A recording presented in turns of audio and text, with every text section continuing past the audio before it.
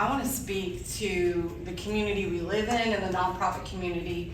I left public ed. I was in public ed 14 years. I didn't really know I was leaving. I left where I was and kind of thought I would transition to another district or whatever. And then, somebody told me about this job. I said, okay, that'll tide me over for a little while, and I've loved every minute of it. One of my favorite things about this job is watching what all of these people do and being a part of that team. And we don't realize we are a poor community. We have some struggles, but we have something a lot of communities don't have, and that's it. The nonprofit community and the churches and the service organizations, we get along and we work together. And I didn't realize that was something to be thankful for until I talked to directors of literacy councils around the state, and they have a different environment. And what I always say to people is, if what I'm telling you doesn't make your heart pitter patter like it does mine, please call me and I'll find something that does make your heart pitter patter. If you didn't hear something today that you're like, oh, I could give my time to that, I promise you there's something in town that you can find a passion for and that you have a skill set they can use. Because basically all nonprofits are little businesses that don't have any money. So they need everything from, custodial services, lawn help, tutoring, volunteering, driving people, anything you can think of that it takes to run a business, we need, and it's better to get it from somebody for free. I mean, that's just being very candid. So, but I've been at the Literacy Council since July of 2020. Anybody remember July of 2020 was just a great time to make major life changes. Even having been a teacher, and really my focus was at-risk kids, I was a little mad at myself that I'd never connected anybody to the Literacy Council. I didn't even know we had one here, and I worked at one in college. So a big part of my job is getting out there, doing the advocacy to let people know, number one, there's a real problem. 20% of adults in this county are below what's called a level 1 on the PIAC assessment, which equates in real words to about 3rd or 4th grade. And you can do a lot at that reading level, but you can't get very far. The numeracy numbers are worse. I think it's 36% of adults in Garland County are in level 1 numeracy, which affects things like their finances, obviously, their ability to help their children, their ability to handle their medications is a big one. We also do computer skills for anybody. As long as you're over 16 and no longer in public schools, we can help you out. Pretty much any computer program we have classes for. And then a lot of health literacy lately. In the fall, we always have a class called Medicare 101. It's from a certified insurance agent. He's not allowed to sell you anything though. The certification process is to teach people how Medicare works and how you enroll and how you don't get sucked into a scam or get involved with the wrong plan for you, which is a serious issue. If any of you've ever waited that, it's a nightmare. We're starting this year a Social Security 101.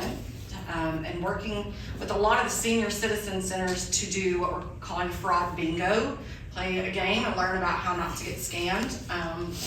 Those people, the scammers, if they put their mind to real problems, they probably really solve something. So, but at the Literacy Council, the heart of what we do is small group and one-on-one tutoring like Paula does. And we tutor students in learning English as a second language, literacy, math. I have a real need for math tutors right now. We can go alongside somebody while they're getting their GED and they're studying for their GED and add supplemental tutoring. You knew the kids who were like this needed that little bit of extra help. And a lot of the adults we see are very scared of school. They're very intimidated. They're very embarrassed. They're deeply embarrassed. And so having somebody who understands that maybe school wasn't the best experience for everybody is really important when they come in. But the other volunteers we have do those odd jobs I just told you about, the filing, the keeping up the flower bed up front, fundraising, outreach events. Right now I have a little help that goes to Janice's event, but we're now serving 5 counties. And so there's always somewhere to be at that there's not enough of us to be there. So even if you just like talking to people, I do. So I enjoy outreach events, but I do want to share with you a little bit though what it actually looks like for our students, and you all have a paper with some of our information. But our real measure of success is our students' goals. They come in and they say they want to learn to read, or I've got to get my math better, but there's always a reason, right? Nobody just goes, hey, today I'm going to go take a math class, or maybe some people do, I don't. But that something has happened, that they need a problem solved. And so that's really what we hone in on. We have the curriculum, we provide all the materials, but we're going to find a way to get some of your goals met. And for example, this lady on the end here, her name is Ro, and I have permission to share these stories. We're very careful with our confidentiality. Ro came in, she was functionally homeless. She was living on a stranger's couch that she was like, he seems nice enough. She was a very expert cake decorator, but she couldn't do the online things to get hired at Kroger. They wanted to hire her. She had a beautiful portfolio. She could not get through the online application and the background check. 4 lessons, hired, got in her own apartment, on her own feet. Totally different face when she walks in. She's confident, proud of herself, not this heavy weighted person that came in the first time. You'd be shocked how many people are driving around with no driver's license. Yeah. They cannot pass the written test, which at its core is a reading issue. And so we've got a number of students who come in and they're just studying for their written driver's test. And then I'm really happy when those folks decide, you know what, I think I'm gonna do another thing. That worked, I'm gonna keep working towards something. Many of our students have children.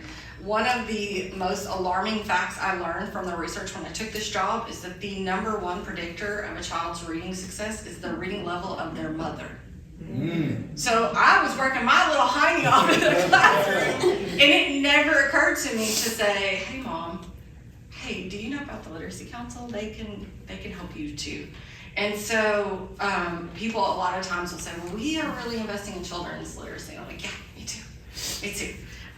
Some councils do serve children. I don't feel like we're meeting the mandate with our adults yet. And so if I felt like we were really where we needed to be serving enough adults, we would do that.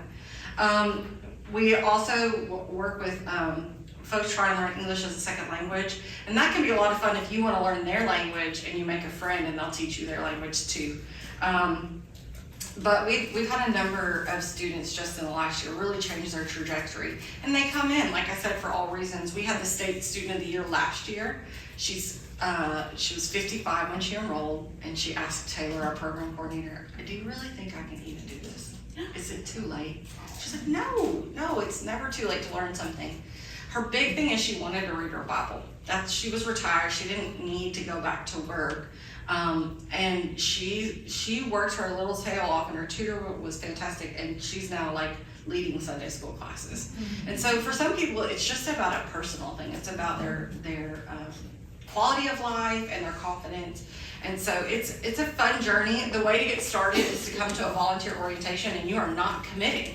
It's a great way to come learn more and get in the weeds about this and learn how we work. And then if you're like, sure, yes, I would love to file files, or I would like to teach somebody to read, then we move on to getting you the training you need. Coming to orientation is really just an introductory process. I don't know when the next one is. The program coordinator's on vacation and she hasn't put it on the calendar yet. So you can check our Facebook, our webpage, or if you leave your email with me, I'll put you out there for you're interested in an orientation. And I hope you at least stop by and see what we do sometime and get to know us. And if it's not us, give me a call. I'll find somebody that can make your heart beat a little faster and do something in our community that we love so much.